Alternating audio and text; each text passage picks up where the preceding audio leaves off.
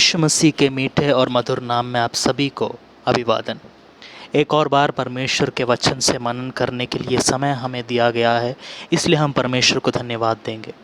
आज पूरे संसार भर में एक चीज़ यदि लोगों को खौफ में डालता है तो आप जानते हैं वो है कोरोना वायरस का ये एक माहौल और मौसम। पूरी दुनिया अपने आप को आइसोलेशन में रखती है। लोग अपने आप को इस बीमारी से बचाने के लिए आइसोलेशन में रखते हैं। आइसोलेशन जो शब्द सुनते ही, एकांतता या अकेलेपन का शब्द सुनते ही हमारे अंदर नकारात्मक विचारें आते हैं। आज हम देखते हैं एक आंकड़ों के अनुसार भारत में करीब 40% या 43%, 40 से 45% की जो आबादी है वो ऑलरेडी तनाव या डिप्रेशन या स्ट्रेस में चले गए हैं इस बीमारी के कारण, क्योंकि वो अकेले हैं। बाहरी दुनिया के साथ ज़्यादा कोई संबंध नहीं है, घर के अंदर अपने आप को रखते हैं। यदि वो बीमार है तो फिर घर के अंदर से बाहर निकल ही नहीं सकते। आइसोलेशन, जब संसारी दृष्टिकोण से आइसोलेशन या अकेलेपन या एकांतता जो है हमारे लिए नकारात्मक विचार, नकारात्मक परिस्थितियों को लेकर आता है, परमेश्वर का वचन हमें कहता है कि बाइबल में एक अलग प्रकार का एक अकेलापन है।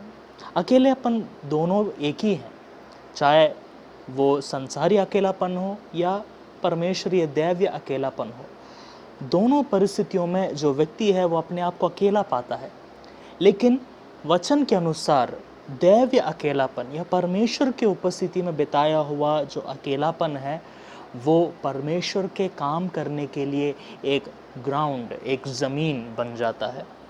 मेरे प्रियो, जब आप अकेले होते हैं तो परमेश्वर आपके जीवन में कार्य करता है, क्योंकि पूरे बाइबल में जब हम देखते हैं बहुत ही परमेश्वर के बड़े बड़े आश्चर्य कर्म अपने दासों को बड़े रूप में इस्तेमाल करने के लिए उनके ऊपर बुलाहट, उनके ऊपर चुनाव या अभिषेक जो है उन दासों के अकेलेपन में उनको दिया गया। मूसा का उदाहरण आप ले लीजिए, एलिया को देख लीजिए, नेहमिया को देख लीजिए। इसके साथ साथ सबसे अच्छा उदाहरण के रूप में यीशु मसीह स्वयं है। यीशु मसीह अपने बपतिस्मा के बाद वो सेवकाई करने से पहले 40 दिन वो एकांतता में, अकेलेपन में जाकर वो प्रभु के साथ एक रिश्ता बना रहे थे, उपवास के साथ, प्रार्थना के साथ। यीशु मसीह की ज़िंदगी में उनका एक व्यक्तिगत स्पिरिचुअल डिसिप्लिन था कि वो अपने आप को एकांतता में पिता के साथ संबंध बनाए। मेरे प्रियो, अगर आप आज अकेलेपन में अपने आप को पाते हैं, लोनलीनेस यदि आपके ज़िंदगी में है, यदि आप को वो लोनलीनेस आपकी ज़िंदगी को तोड़ रहा है, तनाव में डाल रहा है, मेरे प्रियो, आप अपने अकेलेपन में प्रभु यीशु मसीह को आमंत्रित करें। यदि प्रभु यीशु मसीह आपके अकेलेपन में आपके साथ है, यदि आप प्रभु के उपस्थिति में आपके अकेलेपन में चले जाते हैं, मेरे प्रियो, आपका अकेलापन आपकी ज़िंदगी में बुराई नहीं लेकिन भलाई का कारण बनेगा।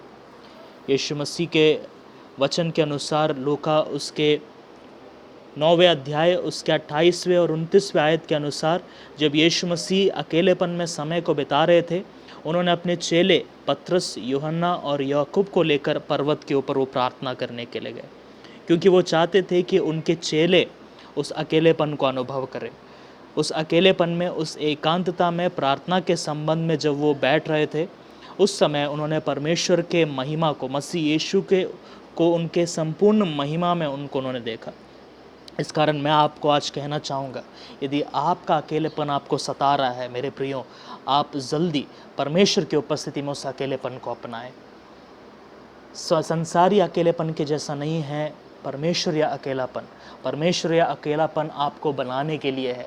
यदि आप टूटे हुए हैं तो आपको बनाने के लिए है। अगर आप तनाव में हैं तो आपके अंदर आशा देने के लिए है, सांत्वना देने के लिए है, परमेश्वर की उपस्थिति से भरने के लिए है, प्रभु के प्रकाशन को देने के लिए है ये अकेलापन। तो ये आपके हाथ में है कि आप अपने अकेलेपन के साथ क्या कर सकते हैं।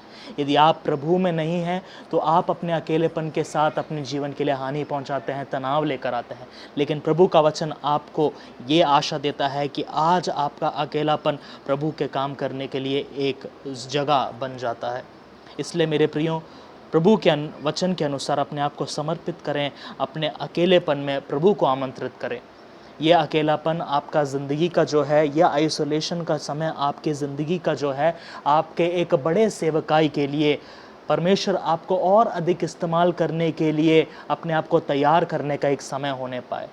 मैं आपको इस बात का आशा देता हूँ, इस बात का निश्चितता देता हूँ कि यदि आप दैवीय दृष्टिकोण से अगर आप अपने अकेलेपन को देखेंगे, प्रभु के वचन के साथ, प्रार्थना के साथ यदि आप समय बिताएंगे, तो आपका ये अकेलापन ना तो डिप्रेशन लेकर आएगा, ना ही तनाव लेकर आएगा, ना ही कोई नकारात्मक बातों को आपकी ज़िंदगी में लेकर आएगा, लेकिन प्रभु के भले बातों को, उसके वचन को, उसके व्यक्तित्व के मीठेपन को, उसके पवित्र आत्मा के अभिषेक को आपकी ज़िंदगी में लेकर आएगा। इस वचन के साथ, इस आशा के साथ, इस छोटी सी संदेश को आपके अकेलेपन में, आपके दिल में मैं छोड़ना चाहता हूँ। आपके उस बीज को जो आपके दिल में गिरा है, उसको बढ़ने दीजिए। 30 गुना, 60 गुना, 100 गुना प्रतिफल आपके अकेलेपन में प्रभु के वचन को, परमेश्वर की उपस्थिति को लाने का एक मौका दीजिए। आपका ज़िंदगी बदलने को है, आपका अकेलेपन का परिस्थिति बदलने को है, क्योंकि परमेश्वरीय दृष्टिकोण के अनुसार आपके अकेलेपन आपके फ़ायदे के लिए है। प्रभु का वचन कहता है, वो आपके लिए जो योजना बनाता है, वो आपके हानि के लिए नहीं, लेकिन आपके लाभ के लिए है। यदि ये आइसोलेशन, ये बीमारी के द्वारा आपकी ज़िंदगी में आई है, पूरे भारत में आई है मेरे प्रियो, आप प्रभु के चुने हुए लोग होने के कारण ये एक विशेष, एक योजना के साथ आपकी ज़िंदगी में आया है। उस योजना को पहचानें, प्रभु की उपस्थिति में समय को बिताएं। प्रभु आपको आशीष दें।